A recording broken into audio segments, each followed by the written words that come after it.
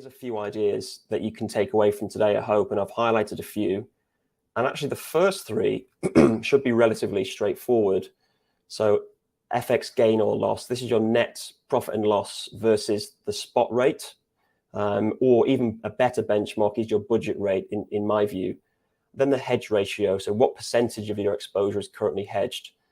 And I'd suggest that that percentage, maybe it's 50% or 60%, that should be tied to something. So if your value at risk threshold is 100,000, for example, then what hedge ratio will bring you down to there? And you should be able to calculate that. If not, we can do it for you. And then margin impact. So what's the FX impact to your gross margin? Volatility is really important. So volatility of your realized exchange rates versus the market. If you can't, if you're unable to do that, we can help you with that. But again, that's an important one to flag. And then you might consider FX risk contribution. So what's the financial FX risk? What's the component of the FX risk in terms of your overall business risk? What does that percentage look like?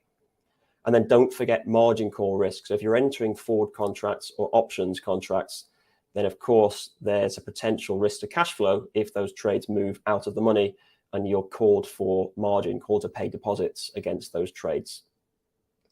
And finally, there's two cousins, if you like, to value at risk, cash flow at risk and earnings at risk. Very similar, but they relate to future cash flows and future earnings as well. But I think for everyone on the call, certainly those first three, FX gain and loss, hedge ratio and margin impact, you should be able to do yourselves. Don't forget margin call risk. And with the volatility piece, then we'd be very happy to help with that too.